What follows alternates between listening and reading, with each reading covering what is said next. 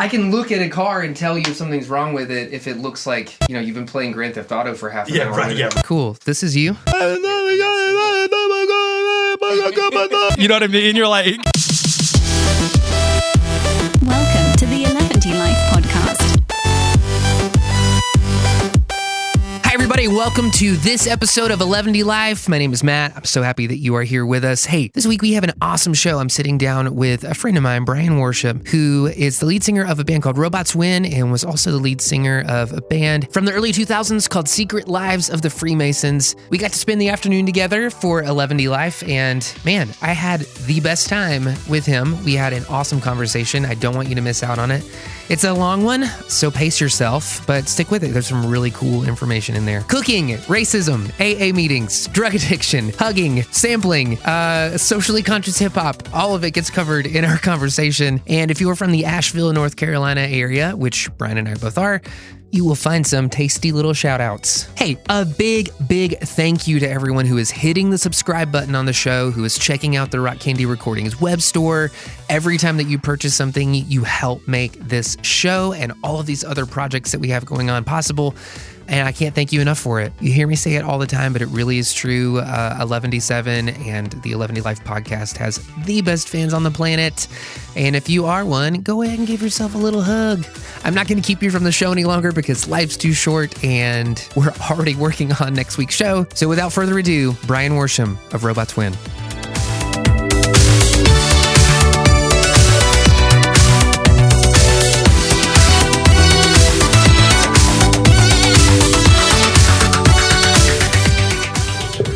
I feel like whenever I play shows, it's always a delicate dance with the mic stand. Yeah. Yeah. Something like that, maybe. Yeah. Good for you. I walk into too many events not feeling comfortable. Yeah. It like takes me a minute. You know what I mean? Like sometimes I'll show up to things like parties or cookouts or just like regular human shit everybody has to do. Right. And it's like, I could have to psych myself up. You know what I mean? Because I don't want to, like, I know if I start out the party or the social gathering where I'm just like the guy kind of against the wall waiting for somebody to talk to me, I'll be miserable. Like, sure. And I'll get home that night and be like, oh, that wasn't my best life. Was that weird? Yes. Was I as weird as I think I was? And now that I have a ponytail, it's even more fucking creepy. Yeah, then you're just the creep at the party with the ponytail, right? I know. It's the worst. Oh, man. See, I say too much. That's my problem. Yeah. I'm that dude. I'm like, hey, I know we just met, but here's some information about serial killers. You get that thing like in the pit of your stomach where you're like, you're on a roll, and then like one thing leaves your mouth and you're like, I need to dial it back. Yeah. Where's the bathroom? Right. Anyone need anything to drink? That's mine. Right. That's yeah, mine. Right. You good? Yeah. You good? Everyone clearly has giant beards. Sure. Yeah. Yeah. That's the worst. So we've done some shows together. We have. Yeah. I think back when Tiger Mountain was a thing. You're right. Yeah. And also, I want to say that we did some kind of like street festival together at one point. Moog? If I'm not mistaken. Was it Moog? Maybe. I think we did Moog Fest. You did the Moog store, right? Did you guys did the Moog that? store? Right. I did a set at Moog Fest, New Mountain in Asheville. Yeah. For everybody who's listening to the podcast who's not from Asheville, I mean, feel free to fast forward past this part. This is like super AVL centric kind of stuff. Yeah. So I've wanted to sit down and talk with you about this for a while. You've had a very diverse sort of history in music. And you have to varying degrees made a career out of it. Used to play in Secret Lives. Right. Tell me what that was like. Secret Lives? Yeah. Oh, man. A blur. Sure. Yeah. It was like my early 20s into my late 20s, heavy excess of drugs and alcohol and rock and roll. Yeah. That kind of lifestyle. We were touring extensively. At one point, it was like 10 months out of the year we were on the road. So yeah, we were like, doing it as like pretty much broke kids. So we were like sleeping in the van, sleeping on floors, like, you know what I mean? It was a fun time, but it was also probably one of the hardest times as far as like mental state and Yeah. functioning. While It like doesn't even surprise me anymore that like anybody, it seems like there's this illusion around people that are doing, because like when we were doing our thing with Sony, I don't think people really understood just how broke we were. Oh, for sure. Like a good month was like, cool, we don't have to worry about rent. Right. Like maybe I get to go on a date. Right. Like the label's one. not paying you, you know No. what I'm saying? So, you know, we were getting like a per diem like every day on the road, but that was at most $20. So your label was footing a per diem, or? No, we were doing it out of like guarantees. Okay. The label, man, it's funny. Labels are so funny. With that band, we had like one indie label that put out an EP for us in the early days. Yeah. Called Divisional Media, but they were based out of Charlotte. Real small run that we did an EP with them, which is still my favorite album that band ever put out. Yeah. And then we signed to. Are they still around? This like small label out of Charlotte? No, it was called Divisional Media. It was just like some homies, you know what I mean? Those dudes are still doing music and stuff. They're doing a little bit different stuff now. But What was this, like 2002, 3, 4? maybe like 02, yeah. Okay. Something like that. Cool. And we went and recorded with Jamie King when he was still in his parents' basement and recorded that whole thing to ADAT tape. He was like still recording to ADAT back then. Oh my gosh. So it was kind of a trip for us, you know what I mean? And then we signed to a label called Astromagnetics, which was like a subsidiary of Eyeball Records and Sony Red. Yeah. It was kind of like that era of, you know, when big labels were putting money into these small little boutique things. And then after that ended, we signed to Victory Records. Okay. Right? Which is pretty massive in that genre. So what was the music or first? whatever. What was the first? What that first deal look like? With Divisional Media, with like the small boutique, like the small indie label from Charlotte? Oh, it was just homies. It was like, hey, do you want to put this record out? You guys are good. You know, we had been playing shows with no kind of record. Yeah. And one of our friends came to us. He was like, hey, do you want to put this record out? I'd love to put out something, you know? So it was nothing. It wasn't even a contract. It was like. And then you went straight from there to Victory, or? No, we went straight from there to touring off of that for a little while through the Southeast. And then we started booking further and further stuff out. We're playing in front of like 5-10 people in like middle of nowhere, Delaware. You know what I'm saying? Like, it's always Delaware. It's like you Delaware. forget it's the state till you play a show there, and you're like, all 5 people in the state showed up. They're here. It's funny because after a while, man, Delaware was popping. You know what I mean? Like towards the end of the band. Yeah. But yeah, we started like touring outward, and then we had linked. So you remember the band Thursday, right? So we had linked up with this kid named Joe who had some weird connection with Jeff from Thursday, and Jeff was like a part owner in a label called Astromagnetics. Right. It was like him, and then a couple of dudes from Eyeball Records, and then this like money man. Yeah. Yeah. So he reached out to Jeff Rickley, and he was like, hey, I know these guys. They're a great band.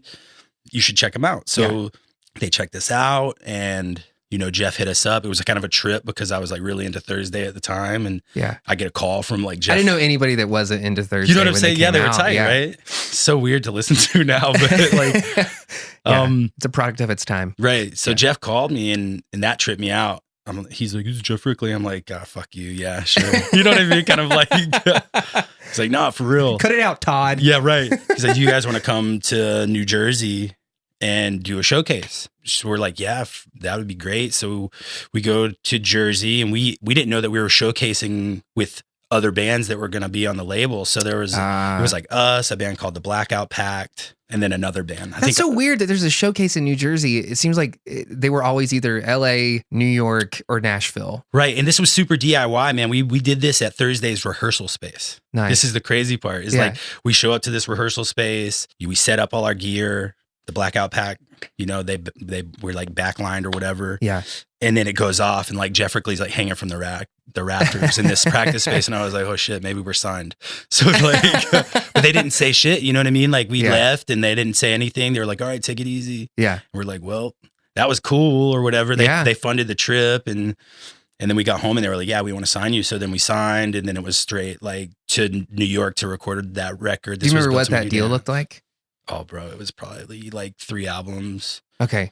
It was kind of, it wasn't like one of these new wacky, we own everything that you do, even the show money. You know what I mean? Not like a 360. No, it was nothing like that. It was actually a pretty good deal. We've always had like pretty good sense of like finding a right lawyer and not going into contracts without that, you know? You're the first band that's ever talked about that on the podcast. Like, oh yeah, we went out and found a lawyer. Everybody else is like, we signed because we were just like nervous energy. Yeah, right. You were like, get us out of here. Yeah. I mean, well, being from Asheville, you know, Asheville had a pretty poppin' scene at the time, but at the same time, it was still Asheville. So yeah. In a sense, we were like, get us out of here, but we also wanted to be smart about it. Yeah. You know, yeah. We became stupid about it when we signed with Victory. Okay. You know what I'm saying? Like that was later. Yeah.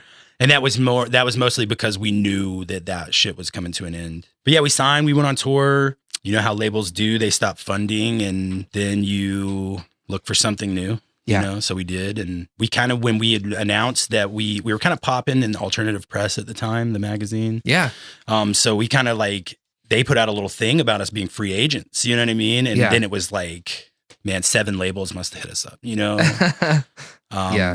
Which was kind of cool. You got to play that little part to like get people to spend money on you and fly you places or whatever, maybe go do shows for them, or they'd show up to shows and buy the bar and, you know, whatever. Of course. Yeah. So like you put out how many records with Astro? Just that one. Okay, yeah, it was called This Was Built to Make You Dance. So you put out the one, and then was there ever a point in the band where you kind of felt like, yeah, this is what I thought it would be like? We made it. No. What would that have looked like for you? To have made it? Yeah. Would have been to like solely have been doing that for all my needs. Okay.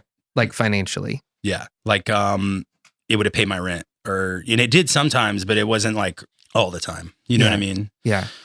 So yeah, it would have been that. It wouldn't, to me, making it wouldn't be like these, I don't know if I want to make it to that point of where you're just set. You know what I mean? Like you're like, okay, cool. I have like 3 cars and this huge house and this, that wasn't my idea. My idea was just paying bills, you know, and being able to do what I love as a job.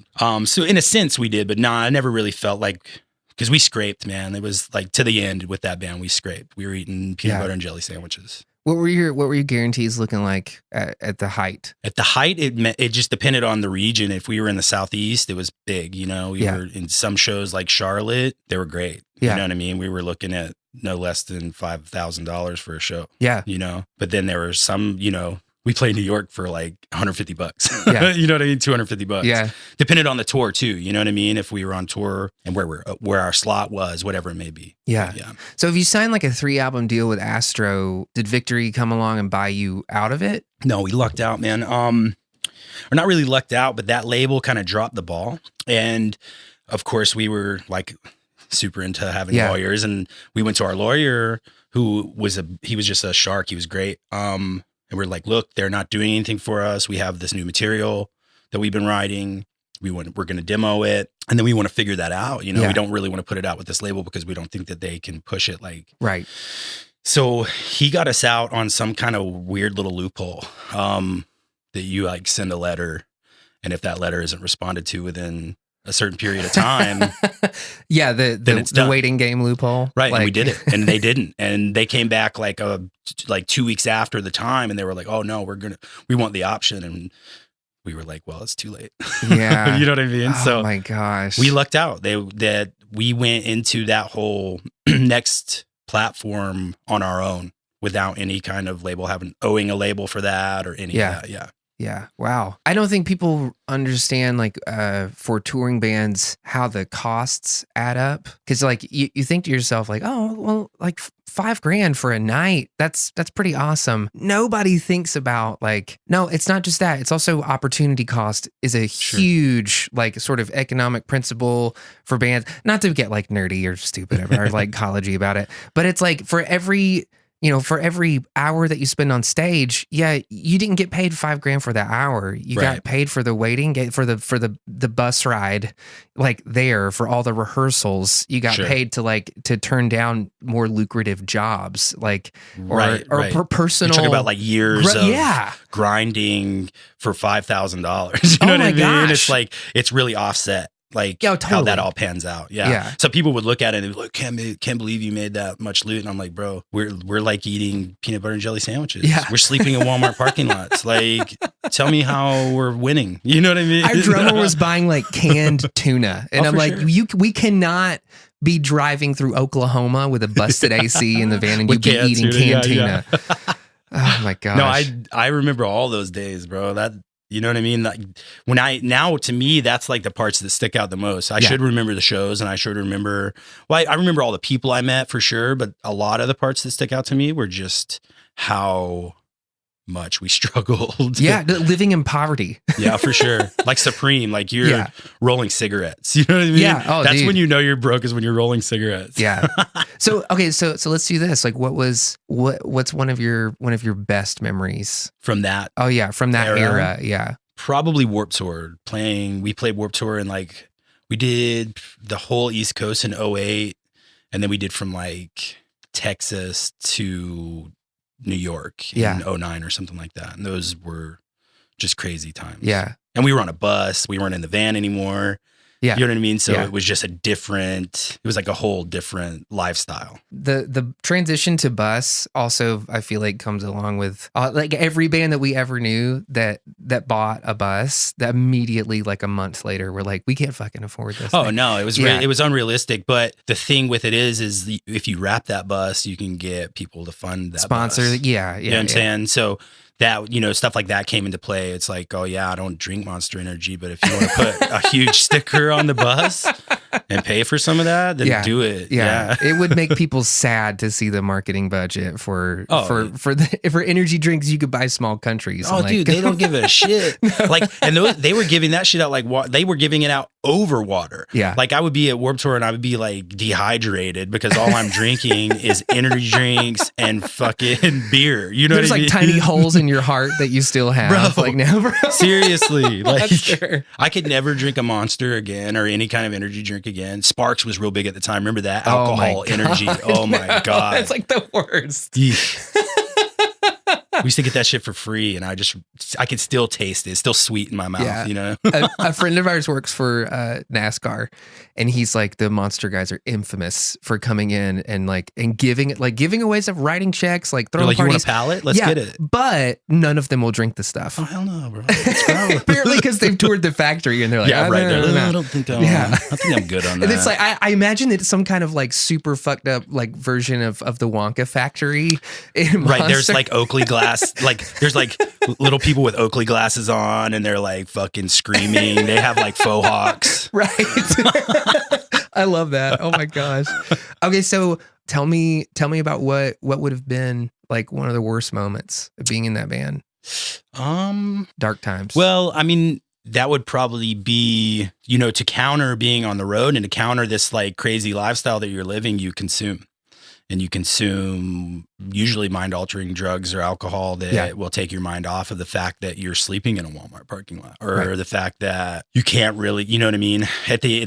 Towards some of those parts, it was like you're taking your per diem just so you can alter your mental state to try to maintain. Yeah, or it's like a substitute for stability. Right, stability. Yeah, any sort of because stability. You're away from everyone you love. You know, you're away from for me, it was, you know, I was away from my girlfriend, my family. Like, I had my friends in this band, but you know how the road is. It can make you despise people. You're don't look at me. You know what I mean? Like, so somebody in the band looks at you and you're like, don't you fucking, I know what you meant by that. Don't you fucking dare. You know? Yeah. So I'd say that was like the low end was just consuming to maintain, and that just leads you down a path, and it's not really healthy, you know? And that's kind of, I did the last tour of that band sober. I'd become sober because I had scraped the bottom for long enough. And I had friends and family who were worried about me. And so I wanted to straighten up and try a different style of living, you know? Was it just being on the road that made you want to do drugs? No, I mean, I think that life did. I unfortunately started that path when I was like 14, you know what I mean? But it progressively snowballed. And so I think it was within me, but the road really brought it out, you know? The road really brought it out. So I did that last tour with Secret Lives sober. It was like a 2.5 month tour.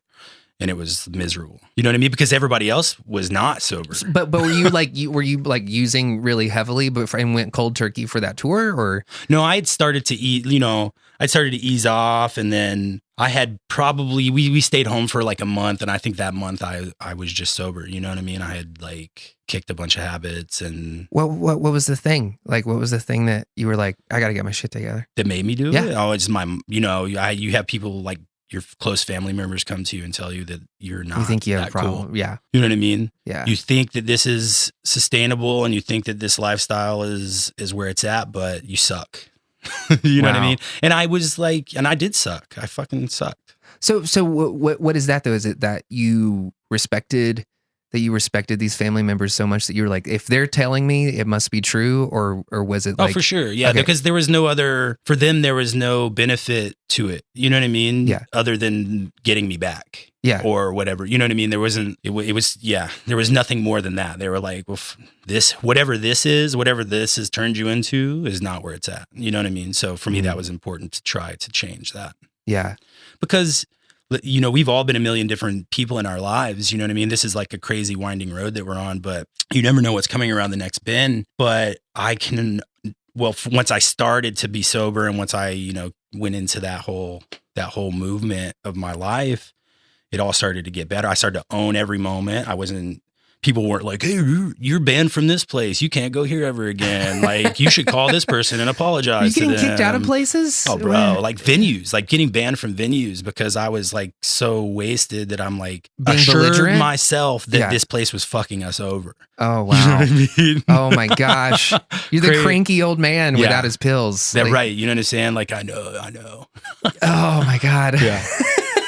So it was all for the best. And now I'm not sober, you know, now, but I'm also not out of control. And it's just much different. I haven't touched drugs or like hard liquor since 2010. Like what, 8 years? Yeah, something like that. My gosh. Yeah. Haven't touched hard liquor in 8 years. Yeah. I tell people I can't do it. I break out in the handcuffs. You know what I mean? Oh, it's because you know, like as soon as okay. Yeah, it's not for me. It's not, I don't have it in my makeup to do that stuff. Have you ever been to an AA meeting? Yeah. I went early on. Yeah. Yeah. Mm-hmm. What did you, I hated what them. did you think? I hated them. Because I didn't want to speak. You know what I mean? I wasn't the person who wanted to get up there and be like, well, this is me and this is why I feel Why did this you go? way. Why did I go? Yeah. Because I guess maybe I like the idea that maybe it would help. there were more people like me and I could like learn from their experience. Solidarity. Too, you know? But I think within those rooms, I found bad stuff too. So that's kind of why it didn't work for me. That to me, that's the thing is like we have people in our family that love AA. It's like totally worked for them. Right. There are some, the people that I've met within that organization, some of the most like well-meaning and super cool people, but there are also people that become just as addicted to the meetings. Oh, for sure. Yeah. As they did to something else. Or it's like, you know, the old joke is, you know, how do you know there's an AA meeting when you see a bunch of people outside chain smoking? Yeah. Right. And it's like, well, you know, for me, it was, there are also vultures within that whole sect. oh yeah. You know what I mean? Yeah. And I don't know if I was like susceptible to that or what, but Did you encounter any of that? oh, for sure. Or- Yeah.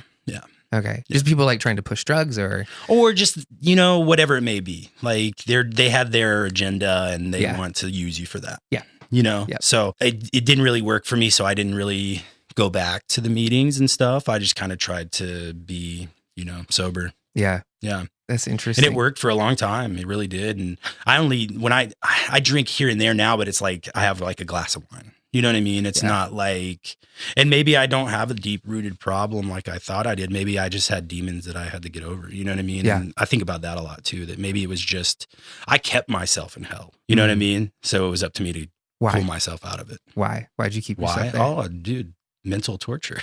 You know what I'm saying? Like, Did you feel like you deserved it? oh, for sure. Yeah. I had a lot of issues. Yeah.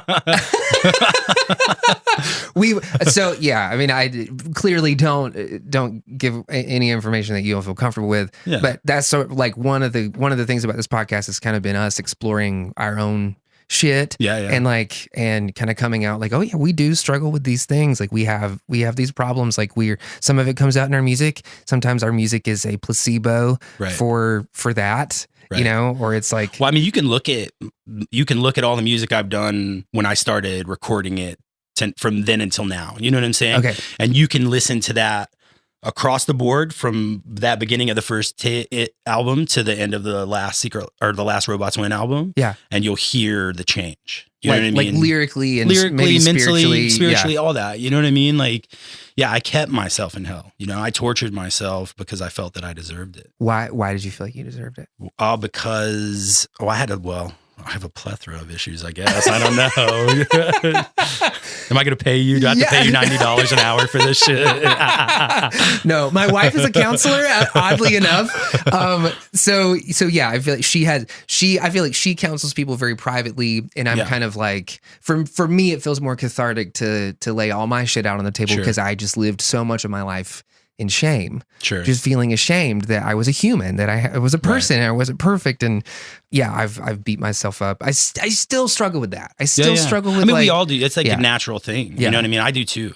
I joke about it a lot, and sometimes too graphically, I think, for people to understand. You know what I mean? I mean, I had a lot of daddy issues growing up, and you know, that can you could have the best mother in the whole world, you could have the best family members in the whole world, but the absent father is like always very weighing. It was for me anyway. It weighed on me heavy, and I tortured myself because of it for a long time. You know what I mean? So and for me, it was a lot about like me getting over all those humps was learning about forgiveness, and that forgiveness can be for you. It doesn't have to be for someone else. You can forgive someone for yourself first and foremost, and they'll have to deal with their shit along the road. You know what I mean? But for me, I forgive you. You know what I'm saying? Yeah. So that was a huge part of it. That was like, forgiveness is key in this life, I've learned. Yeah. And as weird and maybe as selfish as it sounds, it's like, no, it's not. Sometimes it's not even important to forgive because it's the right thing to do. Forgive because you have to clean the inside of yourself. Right. Like, don't carry that shit around. Right. Like, you got to get over it. Right. You have to get over it because it's not your problem if they get over it or not. You know what I mean? Like, that's theirs to figure out. You know? Yeah. Right. Yeah. So that's so true in relationships too. Like especially with dads. For sure. You think to yourself, oh my God, it feels like all of my problems would go away if my dad would just validate me in some way, or if he would just acknowledge this one thing, or just put in a little bit of time to try to get what it is that I do, or just for me to see in some way that like he cares. And it's like, what's the old saying that is just like amazing? I can't remember who said this or not, but he was like, the true measure of a man is if he can show the love that he never got. Oh, for sure. Yeah. And I always try to remember that, because it's like, it makes all of my issues obsolete. For sure. It's like, but what now? Like, where do we go now? Like, cool, we got issues. Everybody's got, it's people have it worse than I do. Right. And we all still have to figure out a way to like keep and my idea is just to try to make it easier for people. You know what I mean? People don't need you to add stress to their day. People don't, you know what I mean? So for me, it's like, I'm trying to like be peaceful, and I used to be like ready to go. I was ready to fight. I was that dude. I was like, oh, let's fight.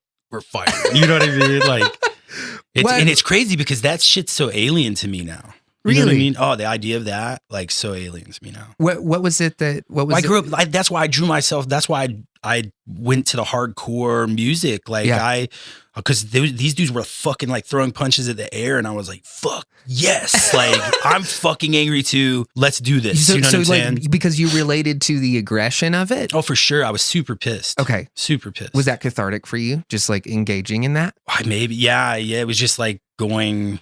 By the end of a show, you come out and you're like, all right, cool. And you were mad about your dad? Whatever. Yourself? Yeah, dad. Fucked my principal, my fucking teachers who said I was going to fail or die. Yeah. You know what I mean? Like, yeah, all of them. The cops that fucking harassed me when I was coming up. You know what I mean? Yeah. Like, all of them. Fuck all you. This is like mine. Right. Yeah. Yeah. So, it was powerful to me. I still listen to a lot of that music I listened to growing up, and it still moves me that way. But I guess I can just assess it differently now. Yeah. You know what I mean? Yeah. Man, I find that so fascinating, because it was like, I think I went through like a hardcore phase. Like I had some records, I had some bands that I was into, and everybody knew who Thursday was. So it's like, it's all of my remember when people used to like carry around CD wallets? Oh yeah. And it was like all of that Victory and Fueled by Ramen stuff. Right. Like everybody was always toting around. I never related to like the aggressive part of it. I don't know why. I was angry. I mean, I was angry growing up because I felt misunderstood. And it was like, I think maybe one of the only things that kept me from getting into things like drugs was because I just saw it as being like another problem. It's like, well, oh my God, if somebody finds out that I'm doing drugs, it's gonna create more problems for me. I'm still living at home. Like See, I was like, oh, I like the way this makes me feel. You know what I mean? Yeah. Like for me, that went out the window. The idea of that stuff went out the window because just the feeling it gave me, or just what being under the influence felt like to me. Yeah. And there's a bunch of different substances that I dabbled with at that. When I was in my teenage years, it was like acid. And, you know what I mean? Me and my buddy were getting like real psychedelic and trying to figure out life that way. And so you don't take any psychedelics now? Not really. Mushrooms every once in a while. Maybe if I do, it's like a micro trip. You know what I mean? I don't really like to go crazy on that stuff. I'm not trying to lose my mind on stuff like that. That's when I was a kid. Yeah. I was like, check me out. Like, you know what I mean? But now it's more, if I did, it would be, when I do, it's more of like just a small amount to really not go too deep within there, but to clean the cobwebs out.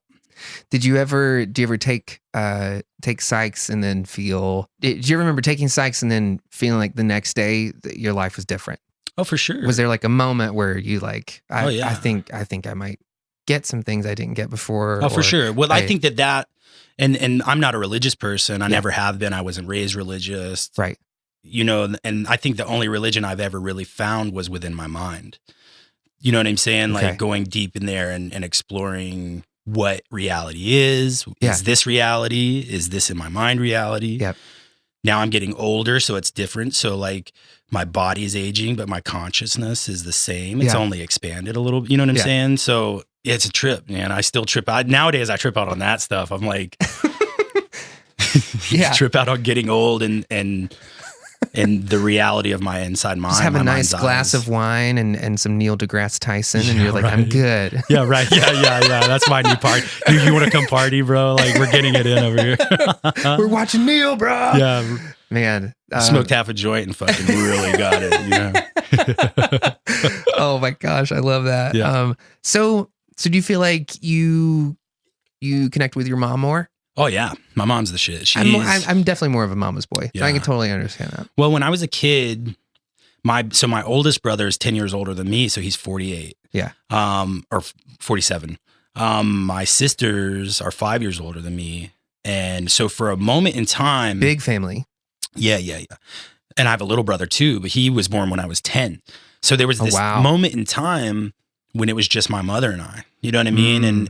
And she's amazing. She did everything she could we were poor and we grew up in trailer parks, but she did everything she could to make sure that we were okay. Yeah. Yeah. Wow. Mentally, and you know what I mean? As much as she could, like I said before, it's, you know, you can have the best mother in the world, but if you've got these issues when it comes to like your dad, it outweighs, you know? Yeah. So she did amazing. She's an amazing person. Yeah. So she's still with us. Oh yeah. Okay, cool. She's kicking, man. There's been a couple times where I've just totally put my foot in my mouth. I'm like, let's get her on the show. No, like, oh, she's actually right. No, she lives out in Candler, man. Yeah, she's out. She's just like a few miles away from me. So yeah, yeah, that's cool. Do you like having her close, or do you? For sure. Okay. I'd like to cook for her. I like to pay her back for all that shit I put her through, because I know that there was probably many, many sleepless nights for her worrying about me. I think it's cool you show that sort of empathy. Oh man, I owe her so much. You know what I mean? Like, what a strong woman just to have to deal with me, let alone all these other kids that she's got running around acting like shitheads. Yeah. You know what I'm saying? Yeah. Like, but it really, my little brother he came up, he's just great. You know what I mean? Yeah. Like, I'm sure that he has his own issues and stuff, but one of those might be that he was with us. You know what I mean? Like, he's 15 years old on the road with Secret Lives, you know what I mean? Watching his older brother. Oh my gosh. But he learned a lot of lessons from that too, I think. You know what I mean? It kept him away from a lot of bullshit. Yeah. So were there any like pivotal moments where you feel like your mom gave you something to take with you for the rest of your life? Oh, so many. Yep. Yeah, so many. Yep. Whether it be, oh man, there's so many. It's hard. You know what I mean? Yeah. Cooking. You know what I mean? Like stuff like that I think about. People don't cook anymore. And without her, I probably wouldn't have ever had that idea of like, that I could go into the kitchen and make myself a meal. Right. You know what I'm saying? It's just like doing something for yourself. Simple things that my mom taught me how to sew. You know what I mean? I never had to ask anybody to sew anything for me. My mom taught me how to sew. My mom's taught me so much, and hopefully vice versa. You know what I mean? Hopefully somewhere in there, she learned lessons from me too, not just trauma. You know what I mean? Yeah. But yeah, she's she really is the shit. She deserves a medal. You know what I mean? Right. Man, that's awesome. Yeah, that's super good. cool. She always has been really supportive of the band and any band that I was in. When I was 16, I played in this punk band. It was called the Pugnacious Bastards. Right.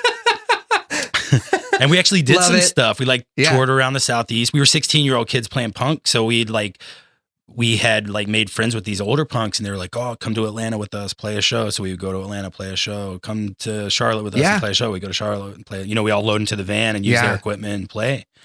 And that band, we recorded and all that. We put a 7-inch and, 16, 17 years old. We were doing it. And Mom was there.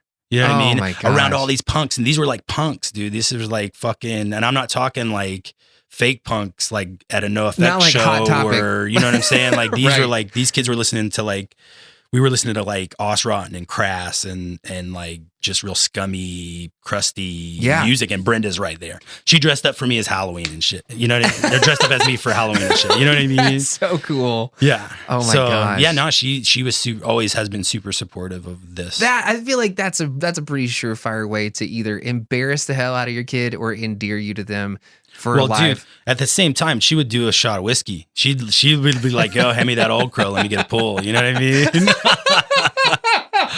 Oh my gosh. So she was down. It's like people didn't question her. Like, "Oh shit, yeah, Brenda's cool." I remember doing a lot of those same things. I remember playing our first show in Charlotte at, I don't think this place is around anymore, but did you ever play at Tremont? Oh yeah, yeah. Music Hall? Secret Lives used to go wild there. Yeah. Like we used to do it up. We did a couple of shows there. I just remember kind of around 16, 17, lying to my parents and telling them that we were having sleepovers, but really we were driving into North Carolina to do shows. And we had no idea what we were doing or what we were getting into or the kind of we just, whatever subculture that we found ourselves in, we would just try to acclimate as quickly as possible. Sure. And I was kind of quiet anyway off stage.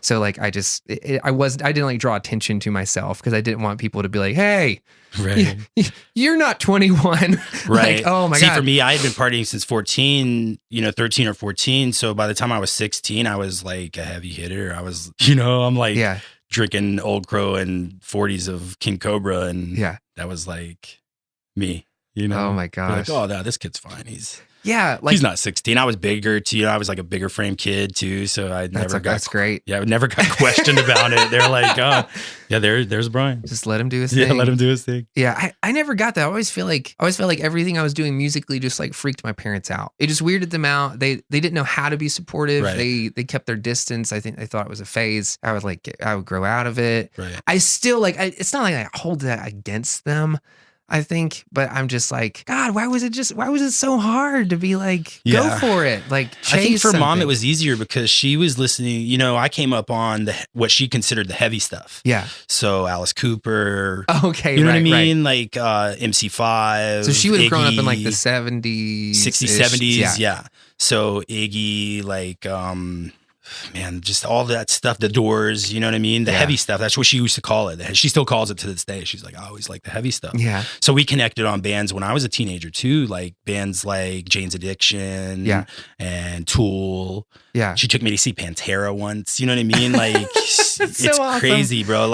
She used to take me to so many. She took me to see Rage Against the Machine, Wu-Tang Clan. Yep. I saw them together in Atlanta. Mom took me. But she was there. She was tough, at our dude. shows and she was at all these other shows. And she would tell me how it made her feel when on the ride home. She's like, you know what I mean? That's so cool. She's like, "That's really cool. The mosh pits seem really dangerous, but that's really cool. You guys are really getting it in." You know what I mean? That's so awesome. Yeah. So you had mentioned earlier that when you guys did this, what was it, the last record for Victory? You did one record with Victory. Mm-hmm. Coming off the Astro thing, and you seem to have alluded to the fact that you knew it was your last one. Yeah, I mean, I think that we all kind of knew that. You know what I mean? It was all in the back of our minds. And I think the last tour that we ever did together solidified it because we came off that tour and we didn't really talk for a month. It was one of those tours. It was fine and we had a lot of fun on it. And I was sober, so it was I remember that tour really well. Yeah. Some of the other tours, I don't remember shit. You know what I mean? Right. Sorry. Yeah. for anybody whose house we might have stayed at and I puked on something. But you know what I'm saying? Like, yeah, I think we knew, and we came off that tour and we had a meeting like after a month or something. And we were just like, yeah, and plus the label just wasn't supporting us. They were supporting every other act but us. You know what I mean? That's so weird. Did they give you an advance with your contract? For sure. Yeah. Okay. So what did the advance end up covering? You get like your label advance and your publishing advance. Right. So we did we bought a van, we bought some equipment. It allowed us to be on tour for like a year. You didn't have a van until after. We had a van, but we bought a better van. The van that we were touring in was like an 87 Ram. Right. The fucking driver's side window didn't roll down. It didn't have AC. You had to turn the heat on in the desert so it didn't overheat. Like, oh my God. So when we signed to Victory, we bought a new van first thing. That's what we did. Got a nice like 12 or 8 or 15 passenger. You know what I'm saying? Had AC. It was like newer. We actually bought it from the band called Stretch Armstrong. I don't know if you ever heard of them. Oh my gosh. I remember going to see them when I was a kid. Yeah. Like So Chris McLean, the guy who sang for Stretch, did a lot of work for Secret Lives. He was a bro. He still to this day does a lot of stuff for Robots Win. As far as shows and getting us some really good paying gigs and stuff like that. That's awesome. Yeah. Yeah, I always remember just like there was such a positive energy to those early Stretch records. Were they on like Tooth and Nail or Solid State or one of the two? Yeah. They were a Christian hardcore band. I'm pretty sure. Yeah. I think I saw them at Music Farm last time. Yeah. Yeah. But Chris always was supportive, man. Even when I was like out of control, he was always just a good dude and supported us. And it was just cool. He was a cool guy. He still is to this day. I consider him to be a really close friend. He's a nice guy. That's awesome. Yeah. But we bought their van and it was new and we were new to us. You know what I mean? It was like, at that time would have been like 08 or 9, or well, I guess maybe 07 or 8. Yeah. And the van was like 05. So it was like, dude, we were like living in the lap of luxury. You know? That's awesome. So yeah, we bought some shit. We bought some stuff like that. We pay rent for a few months. Okay. Nothing too wild. We didn't go out buy cars. Van house? You guys have van house? Well, so I always lived with my ex, and the guys lived in 2 apartments that were like above each other and below each other. We called it the Homeboy Hotel. Okay. Yeah. Nice. We literally, I think for almost a decade, I think we couch surfed. Yeah. Like it just didn't, maybe we had like on again, off again places that we stayed, but it was just like, oh my gosh. Yeah. I was lucky at that time, I guess, to have a partner who was considerate of me. And you know what I mean? In my lifestyle. That's a great start. Yeah. Yeah. Okay. So partners, have you ever been in love? Oh yeah. Yeah. I'm in love now. Okay.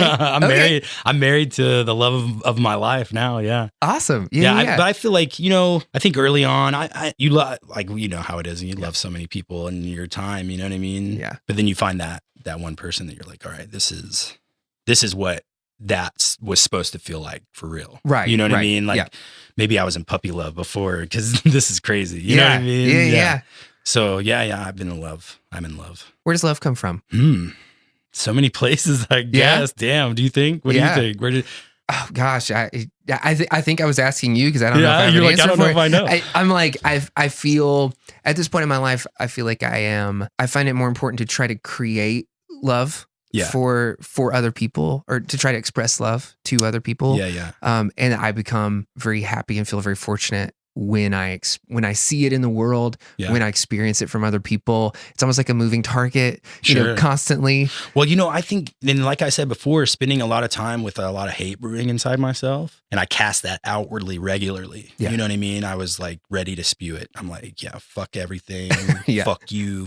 You know what I mean? Yeah. So now when I see people who are like doing that same thing, I try to like spew some love on them. Yeah. You know what I mean? Like, like if you work in like any kind of like service industry or something, you know what I mean? I'm try to always exude like, look, I'm not going to be the one who's going to ruin your day today. You know what I'm saying? Like, I'm going to be the best customer that you've had today. Yes. So I'm just trying to like spread love now. It's so much easier than like doing the opposite. You know what I mean? Yeah. Love for me comes from everything from like the love that I share with my partner, my wife, to the love I share with my brother, to the love I share with my mom, to the love I share with strangers. You know what I mean? Like, because I love them because they're humans. Yeah.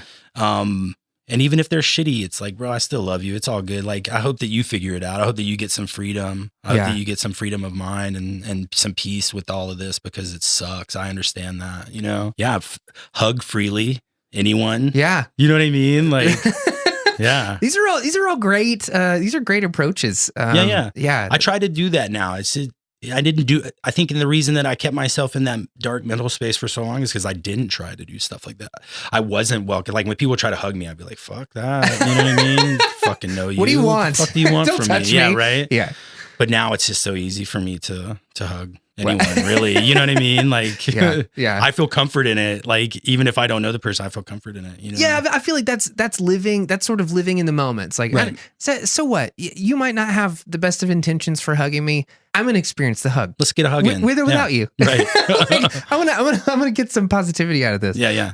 Let me nosedive the conversation. What are some triggers for you? What are some things that make it really hard for you, love? Well, fucking racism. Okay. Sexism. Yeah. Just that whole idea of you being better than someone because you're something that they're not, or whatever. You know what I mean? Like, those are turnoffs for me. That's one thing that's like, to this day, I'm like, that will get the old darkness bubbling. You know what I mean? Like, you fucking moron. The old darkness bubbling. Yeah, I love that. Yeah. I'm like, oh man, this fucking idiot. I have a hard time not keeping my mouth shut in situations like that. Yep. My wife's like always like kind of pinching me, but I just can't not, you know? Yeah. If I see some dumb shit happening like that, I'm going to speak up. Yeah. It's our place, I think, you know what I mean? Okay. As like white men in America, if you see another dumbass white dude fucking popping his mouth off in the wrong way, who if we're not, who really is gonna step up and be like, hey dude, shut the fuck up. Right. You know what I'm saying? And if you're looking for it, you'll find it. Just like walking around downtown Asheville. Yeah. Those are triggers. To see like someone who treats wait staff or any kind of service industry staff like terrible, that triggers me. Oh my God, I can't handle that. It makes me want to make a scene. I do make a scene. That's my problem, is like, I'm like, hey, stop. You know, I think, that triggers me. So I still do have like a lot of those triggers, but it's not like I'm walking up punching somebody's ear off their head or something, you know? Well, you know, it's important to stay out of jail. Yeah, right. I know. I only spent one night in jail in my entire life, and it was because this guy pulled me over, and it was like for driving with I think I was like driving with a suspended license in Franklin, Tennessee. Oh yeah, you know, like most affluent part of Tennessee. Like, well, bud, you going to jail, son. Yeah, and it was like, your car's a 2000. Just pull him over. Yeah, right. He don't belong here. Yeah. So yeah, I remember freaking out about being in jail way more than I should have, but it was because they put me in the cell with this guy who was like completely, like, he was nuts, and he was like, he had his t-shirt over his knees, and he was like rocking back and forth. Right. He was in the corner. Oh my God. Yeah. Or 3 or 5. Yeah. Yeah. And I was like, I don't know what he's going to do to me. Like, cause I don't, what? Anyway, sure. Yeah. It's not a fun experience. Yeah. And nobody they treat you like shit too. Oh, it's like I get no respect. Here's the thing, like, is riding danger for right. We with that whole ideology of like policing, I'm under the influence that you shouldn't need a cop unless you call one. You know what I mean? And you've got cops out here just looking. Yeah. And that scares me. You know what I mean? Because look at me, you know what I'm saying? Like, I can imagine what it's like for, like, say, Spaceman, who I do music with, black man in America, how much fear he must feel. I feel scared as shit. I could be riding clean as they come, man, and a cop gets behind me and I'm puckered up. I'm like scared. Yeah, you know? he's profiling you. Oh, for sure. He's like, you look and I look like somebody who's found drugs on before or whatever it may be. You know what I'm saying? So typically, if I were to get pulled over, it has happened in the past, I get searched. So yeah, that's a whole scary reality right there. Okay, so before we get too far off topic, because I want to talk about Spaceman and all the cool shit that you're doing now. Do you remember the moment that everybody knew it was over? Did you have a fight? Were there words? I think we knew because that whole ride home, which it must have been a 12-hour ride. It was like, some of those gaps that you're on tour, you're well, shit, we have 12 hours. There was silence other than the radio. There was no talking. Yeah. There was like, then we got home and we didn't really talk much. We like kind of dabbled in like hanging out with each other. And then we were like, well, we should have a meeting. And at the meeting, I think everybody was just ready. We're done. Yeah. I mean, we had been doing it for, 6-7 years. No fights, no confrontations, no. Oh, over the years, but not at that moment. Okay. And I think that's why we did it, is ultimately because we were like, our friendships with each other are much more important than this shit is. Yeah. You know what I mean? I love you as a person more than I could ever love this band. Right. As a whole. Right. So let's just be friends and not worry about this other business shit. Do you think you have any band members that disagree with you? On that? Yeah. I don't think so. That maybe saw it differently. You feel like maybe. I hope not. And maybe. I was a dick, bro. I was a dick. Maybe. Okay.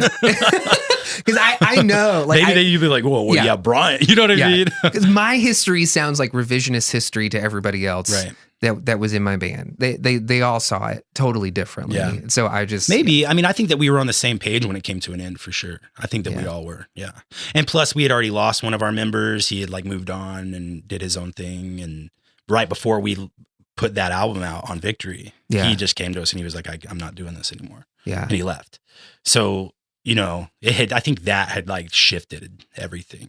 Yeah. We became stronger in a sense, but at the same time, we knew, I think going into that, we just knew it was fine. But I still talk to all those dudes and they're all still really good friends of mine. You know what I mean? Yeah. Like we're bros. Like that'll never change. That's awesome. Yeah. Do you ever do anything musical with them anymore? Jim, who played guitar in Secret Lives, played with Robots for the first whole. Yeah, DeBarty. Yeah.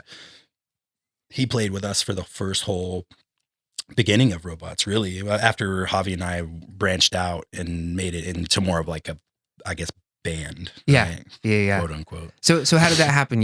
So Secret Lives is done. Mm-hmm. So yeah, I've been doing Robots with Javi since 2008.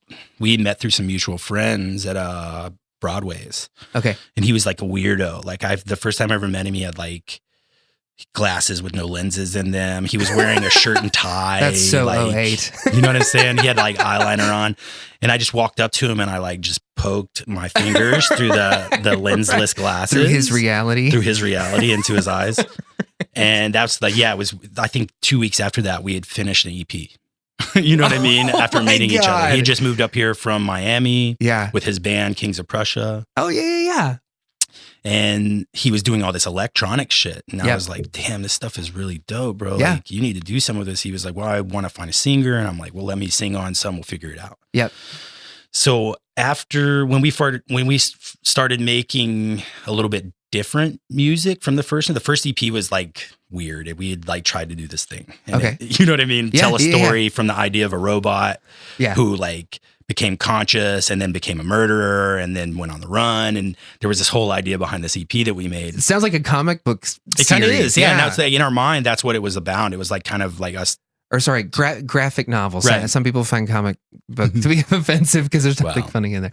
Yeah. I'm a nerd. I like all of it. Nice. So yeah, that was the idea, that we wanted to like create this piece of art, you know, sonic piece of art about this robot who was put in this home to like be a caregiver. He did like dishes and cook, took the trash out, but then he became conscious and fell in love with this woman who lived in the household. She denied him, so he killed her, and then he went on the run. So there was this whole idea of the story behind it, right?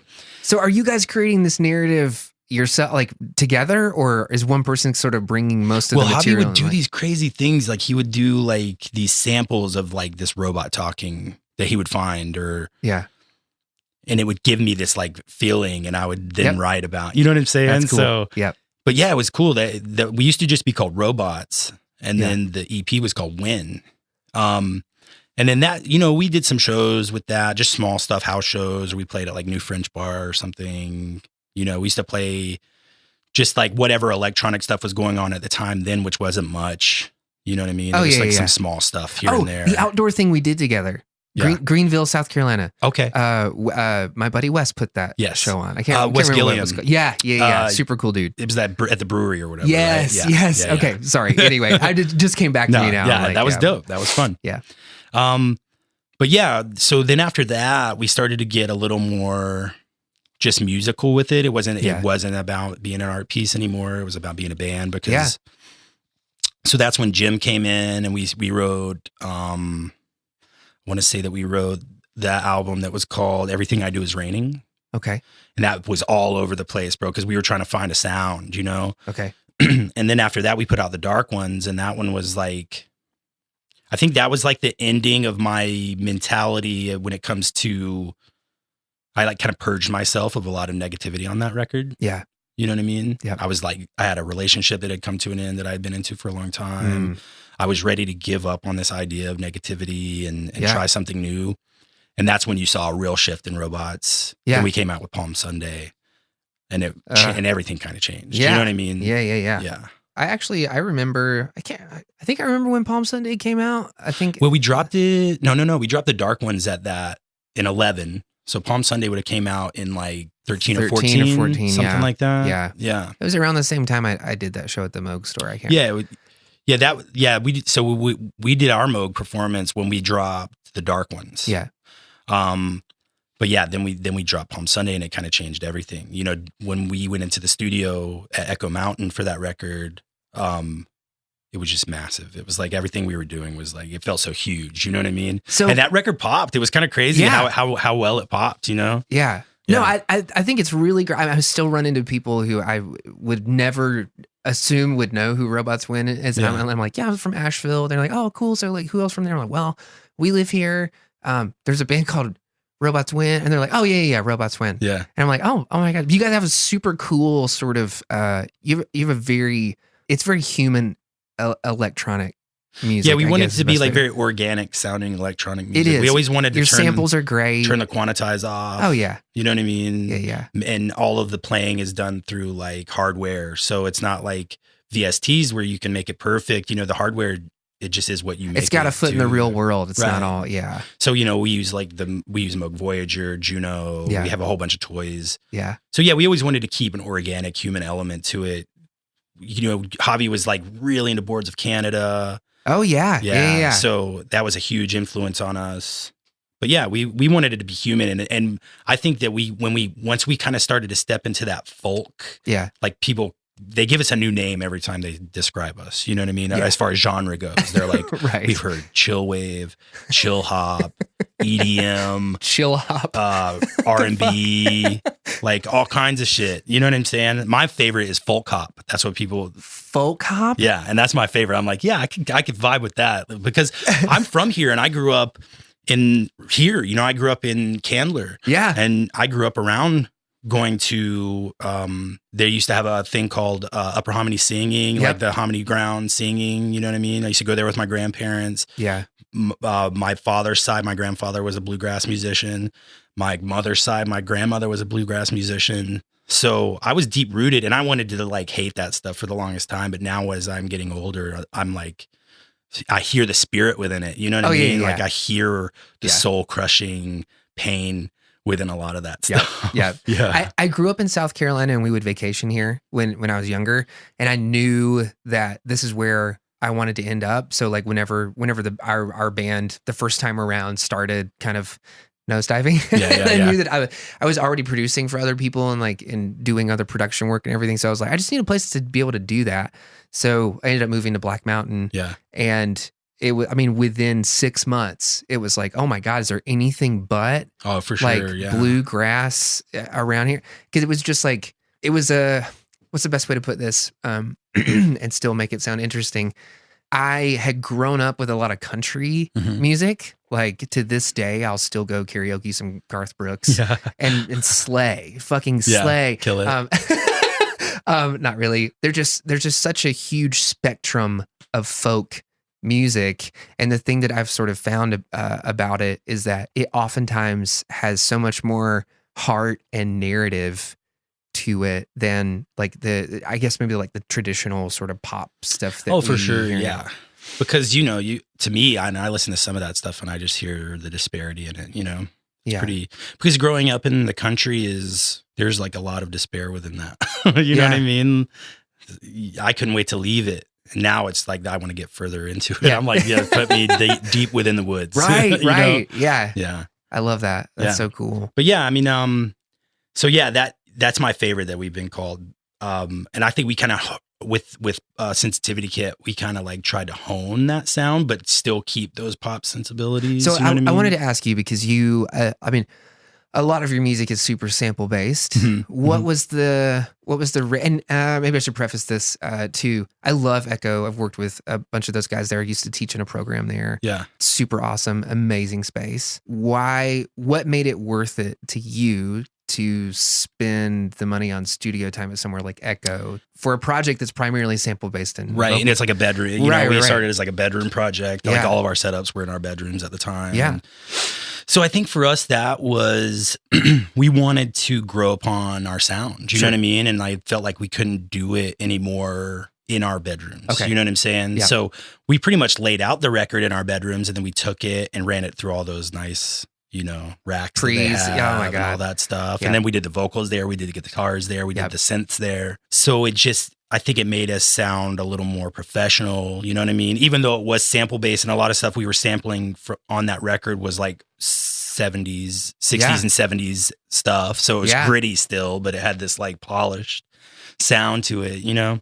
And then after that, when we did the Sensitivity Kit, we wanted to do no samples. So what we did was like try to recreate our own, like sample ourselves, if you will. You know what I'm saying? Like we played the bass, we played the guitar, we played the drums. You know what I mean? And we grew up on that sound. So what do you think was the motivator for that, for moving away from that and sort of wanting to create your own clearing stuff? Song clearance. I was going to ask you about that, because I'm like, you guys use so many samples, and there's stay a version away from of that Palm just Sunday. because of that. There's a whole version of Palm Sunday that we recreated that record without samples. We went and played the parts. Oh wow! Because we signed a publishing deal and we had to go back and like make that stuff clearable. Oh my God. You know what I mean? What a nightmare. So tell me about it. It sounds cool. It sounds different. It's like a different version of Palm Sunday. You know what I'm saying? It's still a great record, but it's not the original. Yeah. So a lot of it for us was clearance. We wanted to make that album, the new album, clearer across the board. We could, you know, if Nike wanted it, they can have it, you know, without any kind of like worry. Right. With no red tape. Because it's like, because I feel like in the clearance world now, it's like people, there's so many shows, like, and there's so many songs in these shows, and there's so, like, television is just massive right now. Well, we're not television, but just like content creation, and people are clearing songs and music beds for this stuff like constantly. And oftentimes it can be the like, we want this one, if we can get it within an hour, we'll use it. And that's the deal, right? Like it's that quick. Yeah. And we learned that when we signed the publishing deal. You know what I mean? So to us, it was important, which is funny because this new record, or we have an EP that we're going to put out in June. Yeah. And it's all samples. It's like straight back to the old school shit. You know what I'm saying? So did it end up costing you? I know you have to like, you pay per ordering of copies, like per certain amount of copies, like for first 500 copies, this is what the clearance is. For the first 10,000 downloads, this is kind of what the clearance is. Right. Did you guys end up having to foot a lot of that out of the album budget, or? What are you talking about for the new stuff? Actually, I might be putting you on the spot, because I don't know if you're trying to like, if you just like sampled some obscure shit that you're like, nobody will ever find out if you don't say anything. Who knows? Yeah. Maybe. I'd like to think that it's obscure enough and so small that it wouldn't be a problem. Yeah. But at the same time, you know, come juice the squeezed lemon, man, because you ain't going to get much more juice out of it. Yeah. You know what I'm saying? Yeah. So it's one of those things.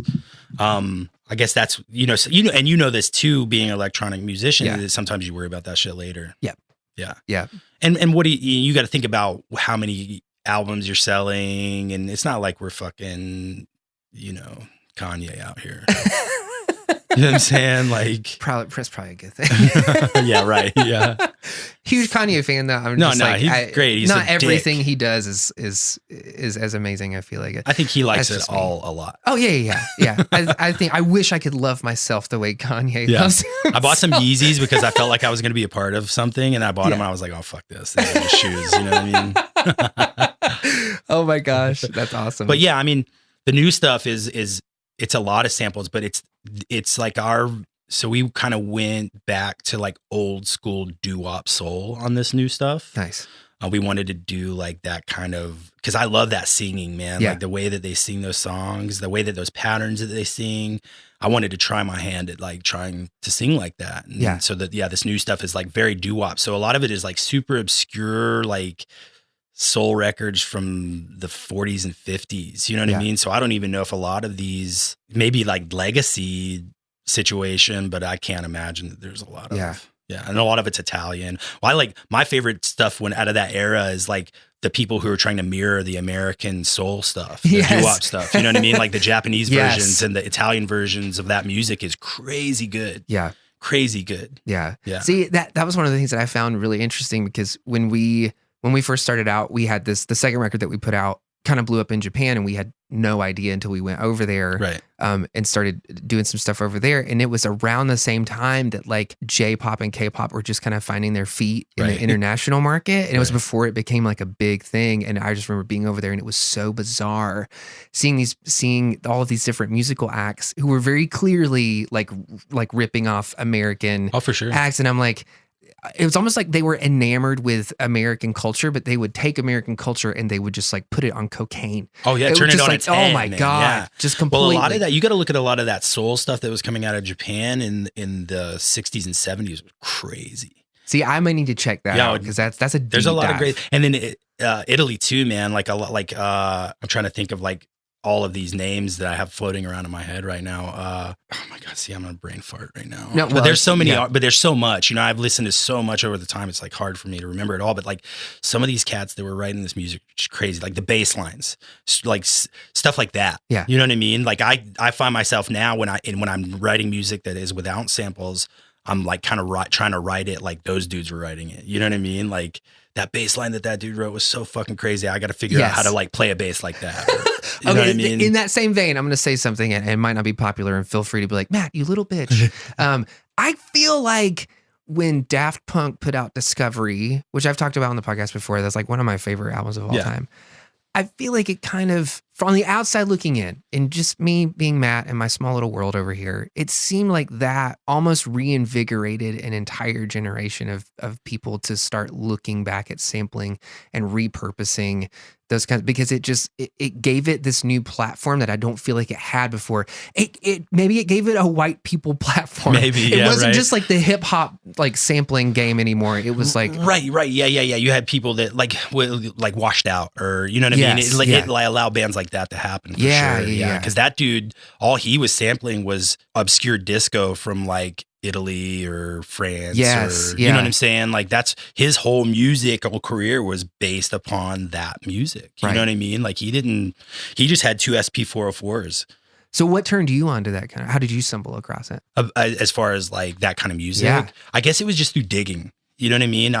And when it comes to like sample based music, and especially like hip hop production or whatever it may be, you know, you dig for so long that you know what to pass up, and then you know what you're looking for, and then you're honing in on what you're looking for. And for me, it just started to be more of that obscure Italian or Japanese or Russian. Like, man, the Russians were fucking crazy back then, bro. They were doing some weird shit. I didn't even know that there's like Russian soul bands, dude. They're crazy good. Okay, so when you guys are writing for a new Robots record, because I'm always a huge fan of pop songwriting. I've kind of built my life around it. Are you intentionally looking for samples, or do you just like, no, I listen to stuff, and then when I come across something, I'll earmark it? I think that's the deal. I just whatever speaks to me, because you know that you could buy 10 records and find 2 songs off of 10 records. You know what I mean? So for me, when I hear a sample, I know what I want to use it for sure. I'm like, oh, that's a Robots track, or oh, that's a Spaceman track, or whatever it may be. You know what I mean? A track. So do you have a big vinyl collection? I don't have one as big as one as I should have, I guess.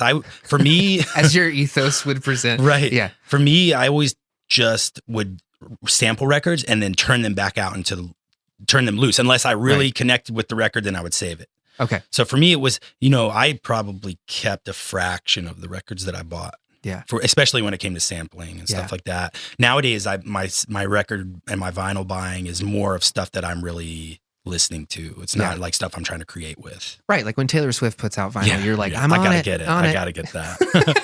I just bought, my most recent vinyl purchase is by this singer called Benjamin Todd. Okay. He's like I guess you could call it folk country, like kind of bluegrassy. Yeah. But it's soul crushing. His lyrics are like insane. Wow. Yeah. So that was my most recent. I buy everything, hip hop. Yeah. Mostly hip hop. That's what I listen to mostly. And that's what I guess I connect with, and I always have like connected with hip hop the most. But yeah, I like everything, man. I'm just like, that's awesome. That's my most recent purchase. I think the most recent thing I got was some obscure live performance of the Pixies. I could dig that. And then I think Jessica brought home a vinyl from Me Without You. She went to go see them when they're great too. They played at West. Yeah, damn, she was at that show. And it sold out, I heard. Oh yeah. Oh, That's they came back and they were like, because I was watching one of our friends' kids that night, oh, right, so the girls could have girl That's night and go hang out at the Me Without You show, and they came back so happy. Lit. Yeah, they were like, it was it. just like we were in high school again. Yeah. It's a great band. So yeah, they're amazing. That Oh Brother, Oh Sister, is that the name of that record? Brother, or it's called Brother Sister or something like that. That's a great record. Yeah. I love going to shows like that when you come back and you're just like, oh man, that's what it's about. Yeah. You know? Yeah. Or performing at a show like that. Oh, dude, yeah, that's the best feeling when you're like, because you and I know you could play to a packed crowd and come off stage and be like, well, fuck, man. Like I wish I would have felt that a little more. Yeah. I just didn't get the like feeling, you know? And then you play some shows in front of like 20 people and you're like, yeah. It was there. Oh yeah. Like we shared something. I was surfing. We were surfing. That was crazy. Yeah. I always feel like I started doing Jellyrox because I could do all of it myself, and I'm a control freak. And it was like, I don't have to have a band to do this. I can show up with synthesizers and just like my pop music. But playing in 11ty always has felt more like it was easier to connect with people because I'm not high. I don't have to stay behind like synthesizers. I kind of feel like the best shows that I've been to are when people they leave their ego entirely behind. And they just have fun. Yeah. Oh my God. Like, there's no pretentious. Yes, that's it. When someone's trying to do a good job, it's like, that's what the audience sees. Right. When somebody's there to share something human. Right. It's not about what I'm looking like, or it's about this thing that is coming out of me. Yeah, for sure. Yeah. I've been feeling that a lot lately, man, with all the projects, especially Spaceman, and I have the new rock project called Daybreaker that I've been doing with a bunch of dudes from Tennessee. You're so busy, dude. Dude, I know. It's God. Like I complain about it a lot too, so I just feel like I have zero time, but I like it that way. You know what I mean? Yeah. It's like I'm getting older, and it's kind of what's keeping me from that true reality, I guess, is like, just staying busy with music and doing as much as I can do. But yeah, I've been feeling like those Daybreaker shows, especially the ones in Tennessee, because that's where we're based out of. Yeah. Or that band's based out of Johnson City pretty much. But those shows have been popping off, bro. Like people have been really like vibing with us, and like, it's been cool. We played up here in Nashville twice, once with Basque, and that show was crazy. Like we played that show and people were just like rocking with us, and that felt good because I hadn't really rocked in a while. You know what I mean? So yes, yeah. It was a good feeling. I totally get that. There's nothing like kind of holding a guitar and just like feeling it behind you. Yeah. Oh my God. And the Spaceman stuff too, like, people are really connecting with that because the dude is saying some of the most real shit that I've ever heard. I wanted to talk to you about that. Like do you feel like, for everybody who's listening that doesn't know, Robots Win is kind of like one of the band that we've been sort of talking about outside of Secret Lives. Is like the thing that you do now. The main project. Yeah, that everybody's like kind of would know you for, or in our audience might know you for. Right. Do you feel like that in some way creatively prepped you for the Spaceman Jones work that you're doing? Well, Spaceman Davion and I met when I lived on Burton Street in West Asheville. Okay. He's from Burton Street. He's from that neighborhood. Yeah. That's his neighborhood.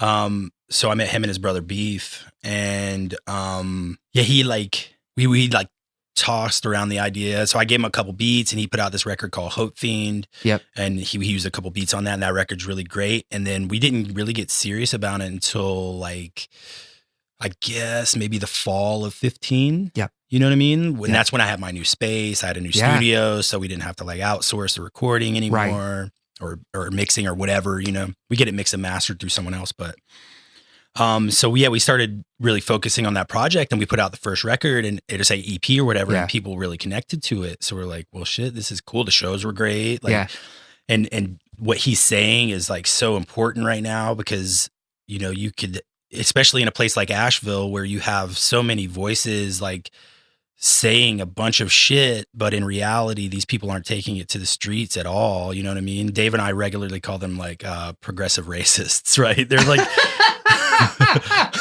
oh my God.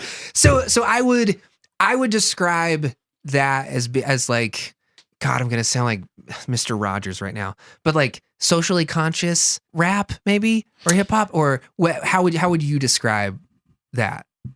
It's almost his stuff like, is conscious, but it's like he says the stuff that a lot of people are afraid to say or hear. You know what I mean? Yeah. Like a lot of that stuff can be painful for people to hear because maybe they just didn't know that it happened that way for people. Yeah. You know what I mean? Because your life's been great doesn't mean that everyone's has. Yeah. So I would say that it's conscious. I would say that it's, sometimes to a point of where it's hard for people to hear it because they just aren't used to that sort of lifestyle. You know what I mean? Like Dave spent a lot of time in prison. And now he's been out since 12 and he's just really focused on the music. And I think that's where it's really going to shine for him because he's telling this story now. You know what I mean? It's coming from a real place. It's coming from a reality. Yeah. Yes. It's his reality. Yeah. You know what I mean? And it's important for people to hear that, especially people who never were put through that because this is like a systematic thing that he's faced his whole life. You know what I mean? Like we have no real idea to some degree, but nothing like his experience with life. So it's important. It's very important to me. Do you feel like you gravitate towards that reality or? Well, I grew, for me, growing up, single mother, trailer park system, I was always close to the streets. You know what I'm saying? Like it was just a reality for me.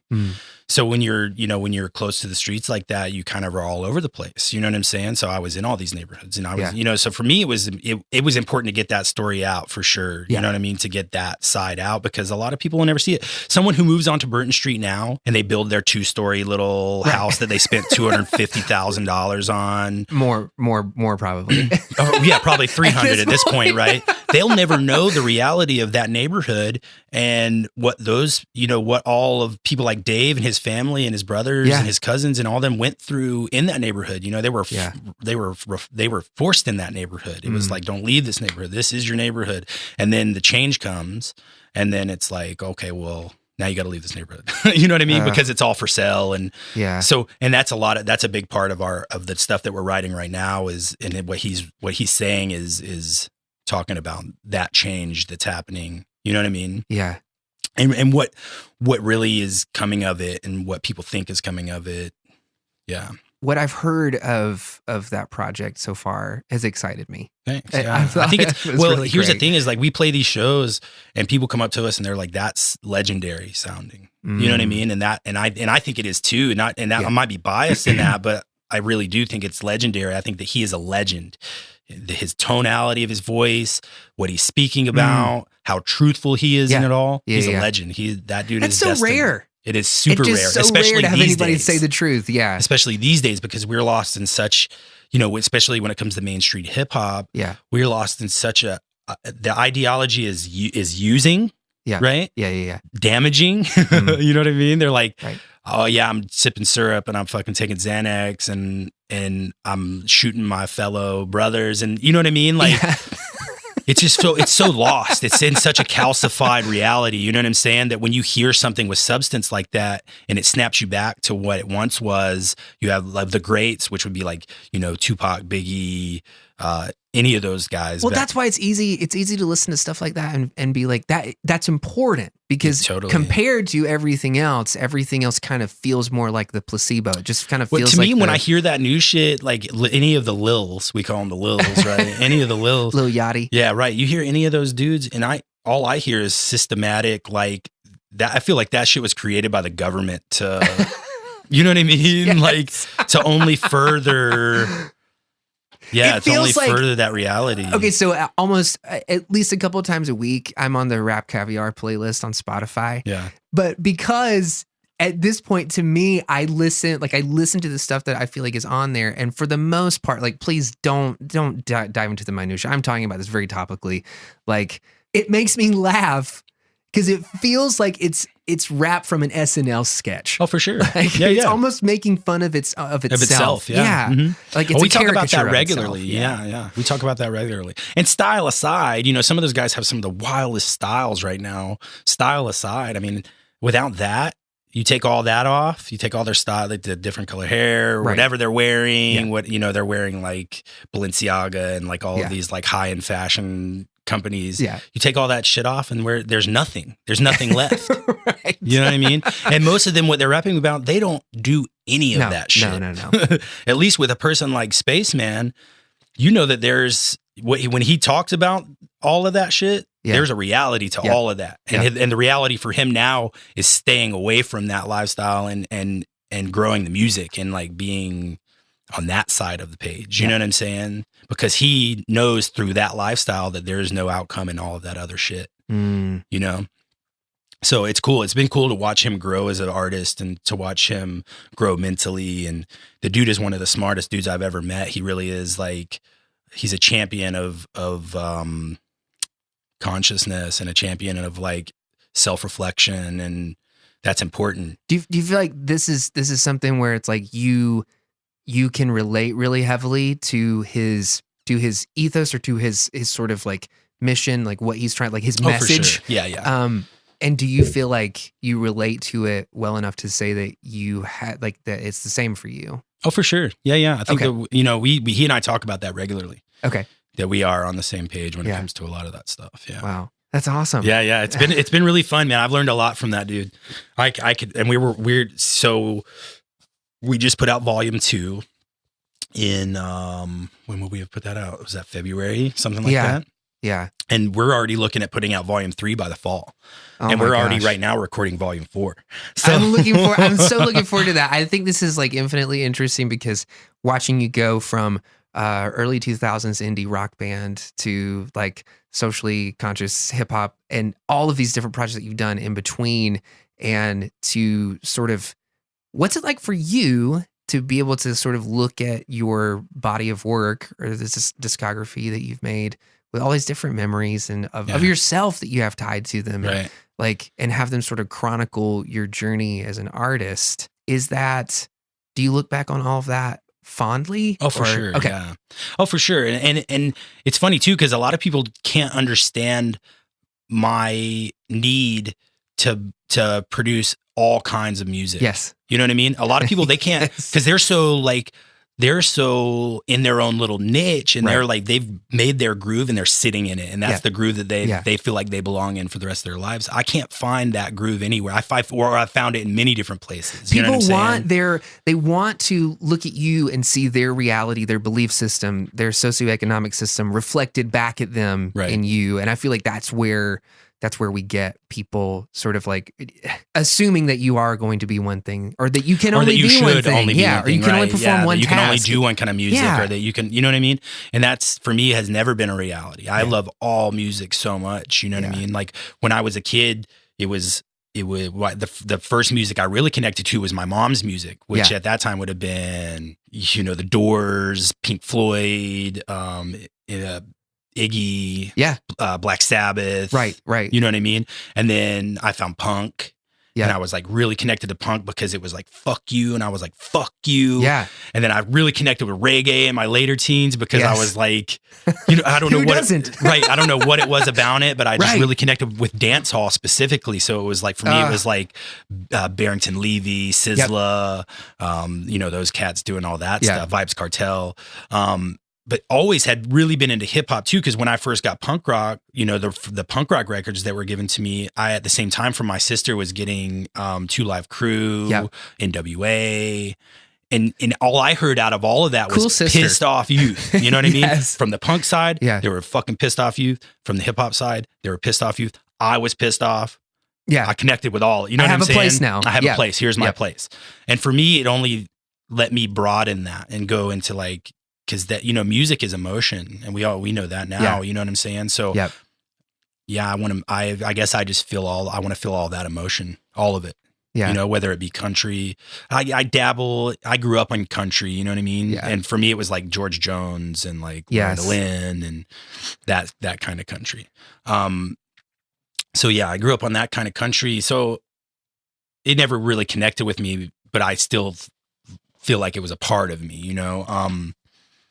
But yeah, I wanted to go from that to like black metal, you know what I mean? And listen to like Gorgoroth or like Watain or like, you know?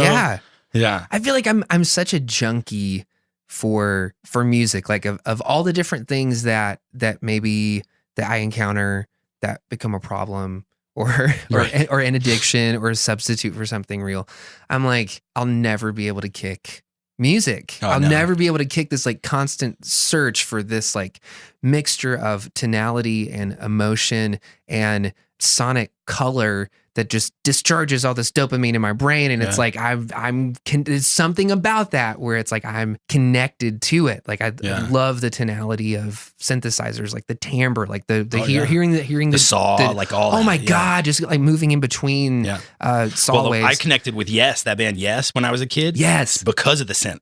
You know what I mean? Oh, because nice. that dude was like ripping synths. Yeah. I was like, holy shit. I didn't know that could be part of rock and roll. Yeah. You know, because I'd only ever heard like fucking maybe Devo doing it or like Kraftwerk or like, you know what I'm saying? Something like that. I love Devo. And as cloying or annoying as Devo can be for a lot of people, I love him. I remember putting on Devo and it was like something was wrong with my turntable. For a decade, I listened to Devo too fast. Oh, hell yeah. And you were like, this shit is crazy. And it's already like pretty up there. It's pretty fast. But it was bands like that. And it was bands like Pet Shop Boys, and it was a lot of the singers that just had like really high nasally voices that were like, they're not going to be radio announcers. They're not. Right. There's something about hearing that made it seem so much more accessible. It was like, this person has a really weird and strange voice, and I connected to that stuff. Yeah, like they're not going to compete on American Idol and do shit. For sure, and that's why I loved it. But they have something to say, right? And it makes it feel like, well, I don't really have like the best voice either. It's like bands like Glassjaw. Yes. When I first heard Glassjaw, we were in a room full of my friends, and he was like, "Oh, I went and saw Deftones, and this band opened up, so I bought their CD. Listened to this, and half the room was like, fuck this. This dude's voice is fucking whack." And I'm like, to me personally, I was like, holy shit. Yeah. You know what I mean? It really blew my mind. It's a wall breaker. Oh, yeah. I never understood people who were like, well, I don't really listen to music. You know what I mean? Like, where are you from, you bro? Cylon. Like, what is your deal? What do you do for fun? You just like eat batteries? Like, what do you do? Oh my God. Oh. Yeah, I never understood that. Because I always listened to so much, man. I'm still so hungry for so much. And I even listen to some of that like garbage, like mainstream rap now, but it's not for substance. It's like maybe background music. Because you were talking about it earlier. You go through all of the production side of it's great. You might find 2 good songs out of 10 albums. Right. It's like, just because what they're saying in the majority of what I feel like a lot of modern rap is today is just vacuous and empty. There's still really talented producers and beat makers. Right. And some of those patterns that those dudes are like, because a lot of those dudes are singing now. Yeah. You know what I'm saying? Like Young Thug or Trippie Redd. Do you feel like it's becoming more melodic? I think it is. Like mainstream rap is? Oh, yeah, for sure. Okay. Yeah, it's going to be pop music before you know it. You know what I mean? It's all homogenizing. Right. It's already taking over country music. Well, here's the thing is you're going to have, and we're moving this way with our society is into this calcified, like consumer. Okay. You know what I mean? They just like, here I am.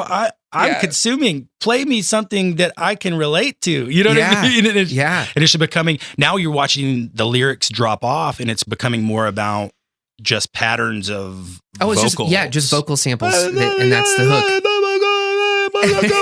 You know what I mean? You're like, do you mind if I sample that? Sample I'm actually, that. That'll be our next trap song. We'll be like, oh my gosh! But the reel is still there. There's so much. Sometimes you listen, you go from listening to that to listening to something like Shabazz Palaces, or you know what I mean, or what do they call Death Grips, or you know what I mean. You listen to some of those bands and you're like, whoa, shit. I feel like humanity.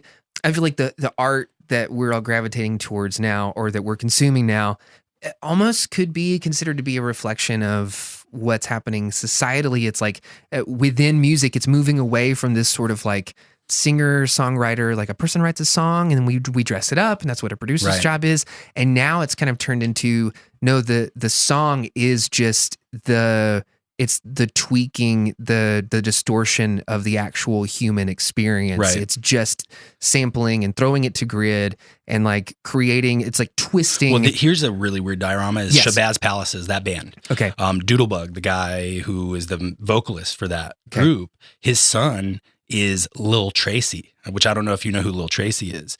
So Lil Tracy was like, you know who Lil Peep is? He died recently. He died in November, a drug overdose, right? But Lil Tracy was his like partner, and Lil Tracy does the same kind of music. Goth Boy Clique, they called themselves. You know what I mean? It's just like a punk trap. Yeah. They're singing about drugs and women and cars and these like high-end fashion labels. Yeah. But they're like doing it to like the emo tone of the early 2000s. Yeah. So you got to think about that. Like dudes like him, Shabazz Palaces, his son is one of these he's become very popular. He's like, next year you'll be like, oh shit, Lil Tracy, he's everywhere. Nice. You know what I mean? Yeah. Yeah. But yeah, you got to think about that too. It's like, maybe it's like a generational thing too. You know what I mean? Yeah, maybe, because you and I are probably both of the age where it'd be really easy for anybody in their 20s to look at guys like us and be like, oh, it's already happening. Yeah. You're already the old guys. Like back in my day, it was yeah. And I don't mean to be that way, but I think that I think I probably speak for both of us when I say, it's this love it's the hunger. It's I want something new. I don't care if it's old. If it's new to me, like that's all that matters. Yeah, I want to ingest. I want to internalize. Like I want, because to me, it's a mirroring of the human experience. It's like I want, like this was someone's artistic output. Right. I want to ingest that. I want to. Oh, for sure. I want to become. I try to think about their headspace and what their life was like at that time. You know what I mean? I even listen to old music of mine, and I'm like trying to get back into my headspace. Then you know what I mean? Like, what was I fucking thinking, man? Yeah. What the fuck was I thinking?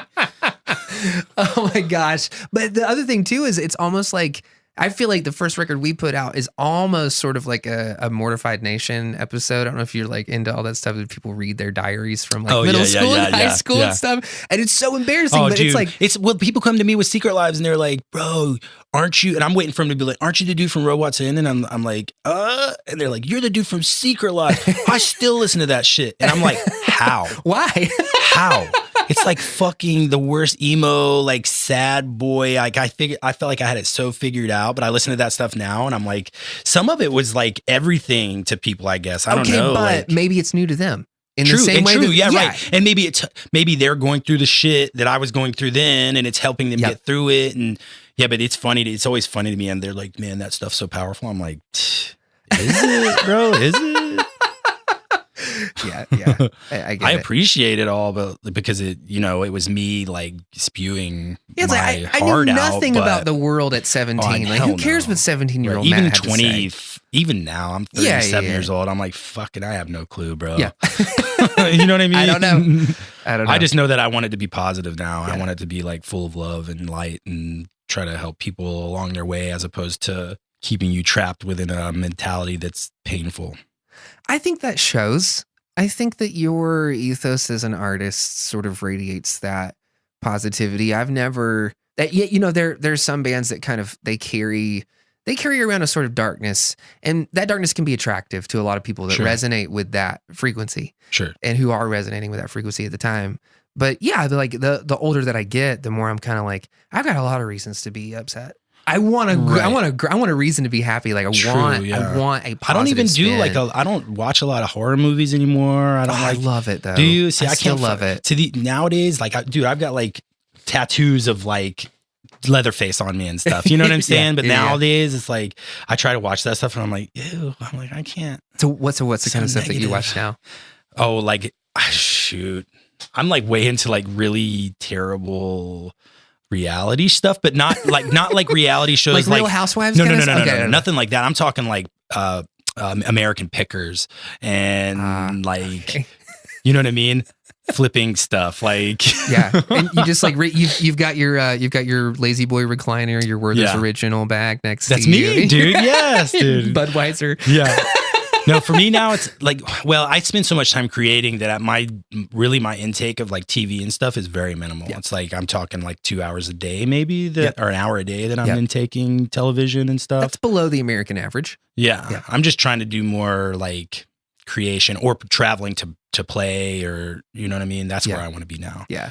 I try not to take too many like sources from that stuff. Yeah. You know? Yeah. For me, it's more mindless. I think I'm probably like on my phone most of the time I'm watching TV anyway, if that makes sense. You know what I mean? Yeah. Oh, yeah. I'm not even paying attention. Yeah. background It's stuff. funny. It's so weird. It's like for the first time, my wife and I had this conversation where we were watching something on television, and I was like kind of into it. And I looked over and she was on her phone. And there's nothing wrong with her not being into the show I'm watching. But I realized, I was like, I felt far apart from her because we weren't watching the same screen. And it's still something vacuous and dumb. Right. Like we're watching a television show. That show doesn't matter. Us watching that show doesn't matter. There's probably something better to do with our time. We're just too fucking tired. Right. But like having her be on a separate screen from me, like sent off these red flags like, where I was like, we're not doing this together. Right. Like we're not doing that. And I've done that to her before too, but it was just like, oh yeah. See, my wife, she intently watches stuff that she likes. The stuff that she likes, she intently is like in it. You know what I mean? She's like in it. She also reads a lot. She reads more than she does anything else. Yeah. But yeah, but I can't really intently watch anything. Like I can't be consumed by anything like that anymore. I don't know what it is. Same with, I can't go to movies because I can't pay attention. I'm like, I can't go to movies at Carolina anymore because it's too damn comfortable. Oh yeah, you're just gonna fall asleep. I just feel like it's putting me to sleep. It's lulling me into. The last movie I went and saw was The Disaster Artist, and I really enjoyed that because I was really into that. You know, when Tim and Eric kind of popped that guy as like a guy as a Tommy Wiseau. Yeah. So me and my friend Pat were really into Tim and Eric, and then we kind of learned about Tommy Wiseau through them and their blog and stuff. Yeah. And so we watched The Room, and it became this thing for us that we had to like smoke a lot of reefer and watch The Room and like get creeped out by this guy. You know what I'm saying? So I was really intent on that. That movie, I could pay super attention because I was like into that idea. But like me trying to go watch like some remake of a 90s movie, bro, it's not happening. That's so funny because when you came to the studio today, it's like for a split second, I was gonna throw on my hi Brian. Yeah. Oh, hi Brian. Hi Brian. Just like see if it landed. What a weirdo, man. But if you're not into that show, then you're like, what the fuck? Oh, dude, I love it. Yeah. I watched Tim and Eric. I have like the DVD box set, and I watch it all the time. Yeah. They made me feel like okay with my weirdness. You know what I'm saying? Oh yeah. Like the other day, I was like riding in the car, and I was like looking in the rearview mirror, and there was a girl behind me, and she was like flipping her hair like she must have just got it done because she was flipping her hair back and forth. Right. And so I came up with this voice for her, and I was like doing it out loud in my car, and I was like, you know, not many people would be okay with me sitting. I'm like, oh my God, I'm fucking flipping my fucking hair. You know what I mean? And I just went off on this tangent. I'm a fucking flipping my hair. Yes. Nobody would have been cool with that, but Tim and Eric would have been cool with it. Yes. You know what I mean? So they made me feel okay with my weirdness. They made me feel like it was completely normal. Like to be. Isn't that so fun though to like to do voiceover for people in real life that are just doing something so dumb? I do it all the time. Like almost every time that we pass an old lady on a bicycle, I always do the. No, I love that shit. Yeah, I love that shit. Yeah. I hang out downtown a lot just to do stuff like that. You know what I'm saying? It's so easy now. So downtown great. Is like completely. I'm not to go off on a rant, hashtag AVL rant. But I'm triggered now. Yeah, it's just like it is so bad. I've seen it change so much. Yeah, and I didn't understand what everyone was upset about because I lived like so far outside of the city and I wasn't experiencing it from day to day. But now it's like I can't on the weekend. I can't even bring friends in from out of town. I try to walk around. It's miserable. Yeah. Yeah. It's just like, well, here's the thing. People who are uncool that have a lot of money, they can only throw money at cool things. Yeah. You know what I'm saying? Like that's all they can do. And for a while that works for the artist. You know what I'm saying? Because the artist isn't used to getting paid. And then the artist gets so tired of that style of tourists. You know what I mean? Because they're unpleasable. They can't be happy. You know what I mean? Money is the goal, and and we know that that's not a reality. That's just a tool. Yeah. You know, they see it as a reality. They don't see money as a tool. Yeah. So the artists leave. They're like, fuck this. The money's cool, and then they can't afford it because everything's going up. Like taxes have gone up. The price of eating has gone up. Yeah. Like drinks have gone up. Everything's gone up. So I wonder, it has to reach some form of ceiling, I'd imagine, but I don't know. Well, when I started to see that the beer industry, and this is just my impression of it, one man's observation, it seemed like artistry wasn't supporting itself economically. All of a sudden, the beer scene is supporting the art scene, and I was like, I don't know if that's sustainable. I don't know if that sort of thing is sustainable. Yeah. I feel like it sort of creates this monoculture. I've gotten some great checks from them, but that's about Sure. it. Yeah, you know what yeah, I'm saying? Like, yeah. and it helped, it has helped further some stuff when it comes to creation, but at the same time, to what worth? Because if what you have now is, it's funny because I had this lady come and say to me, she was asking for directions. I said, you just got to walk down Cox Avenue, past the bus station. And she said this to me. She said, you can't expect me to walk past the bus station. And I was like, what the fuck does that mean, lady? Like, why not? And she was like, well, you can't expect me. I'm like, you're more likely in Asheville now to get attacked by some roving horde of frat douchebag bros than anything else. You know what I mean? Yes. Like, you're fine. Like, walk past the bus station all you want. But that's the sad reality of Asheville now, is like people like that are moving. Well, and the other thing too is like I'm thankful for the breweries. I don't mean it in any way to sound disparaging. If it sounds like you're writing checks for artists, like they're bringing breweries, money. Thank you so much. Right. But I see this as more of like a as my problem was with the city. Yeah, it was like if you're part of the artistic community, what you want to do is be like, I wish that there was an economic model that allowed us to pull our weight, and to not be dependent on that. Yeah, it's what I'm trying to say. No, I completely understand that. Asheville eats its own, though. You have to look at that. You know what I mean? In that reality, Asheville, they care about that tax money, and they care about all the money they're making off of that. That's it. They don't really care about the art anymore. Maybe at one point they facade like they do, but it's not like it once was. Yeah. Man. Maybe one day. Who knows, man? I don't know if I'll still be here. Oh! It sucks too, because that's the reason that it's changed so much, is because people who are cool are leaving. You know what I mean? So I don't know if I want to be part of that problem either. And maybe I'm not cool. Yeah, sorry to say that I'm cool. I love it here. Like, I love Western North Carolina. It's amazing. To me now, it's more about escape. Yeah. I like to be alone. I like to be in my studio alone, making music. That's well, this provides us exactly that. It's like there's mountains, like the Parkway, like oh my gosh, of all the places that I've been in the world, this place, this Western North Carolina patch of the planet, has a vibe. It has an energy to it. It has, like, despite all the things that come along with Asheville being a growing city and yada yada everything. I love it. I mean, if Disney offered me a job, I'd probably think about moving. Right, well, maybe I'll go to Florida or California or whichever one. No, I understand that, and I just hope that it doesn't, because I'm from here. You know what I'm saying? I remember a time, and to me, the heyday of Asheville was from like 96 to 05. 06, somewhere around there. You know what I'm saying? You've seen a lot of changes. Oh, for sure. Yeah. Especially downtown. Like, there was a moment in time when nobody wanted to go. They'd be like, "Oh, you hang out downtown? That's crazy." I'm like, "No, you're crazy for not. That's where it's at." You know what I mean? You want some culture? Go downtown. Now that's gone. That's like, that doesn't exist anymore. Yeah, I only feel bad for everyone who is being displaced that has no other resource. We have family that it's happening to. Yeah. It's just. Yeah, you look at like what it must be like for people of color in this city. It's got to be really hard.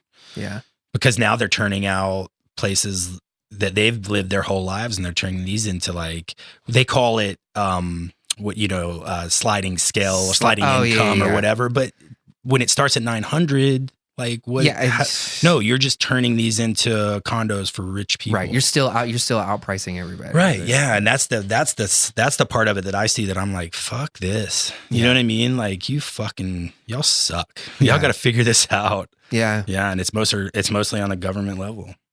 So hopefully we can figure that out. Well, yeah, I'd love to hear more of your thoughts about this. Probably we can get really deep into that one, right? On the next Spaceman Jones record. Yeah, you will. Yeah, for sure. Yeah, that's awesome. So yeah, we have gone time. We've gotten it in for sure. Yeah. So is there anything that we didn't hit on that you want everybody to know about? Not really.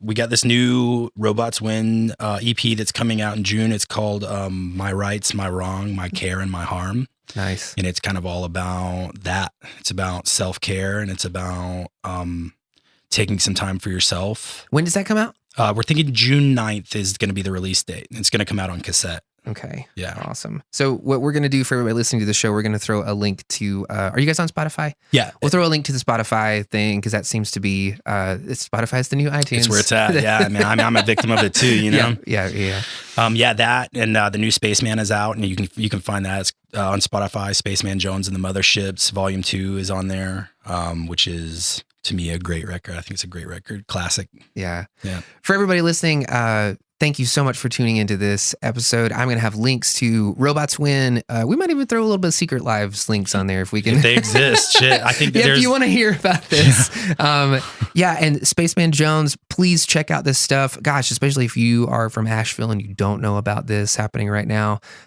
you're missing out because these artists and this kind of creative output is what makes this area, this group of people at this one place in time on the planet so special and fun. And I feel like you guys add to it. Thank you. Huge fan of what you do. Thanks. And hope we can do some fun stuff together soon. Let's do it, man. We finally made it happen. Yeah.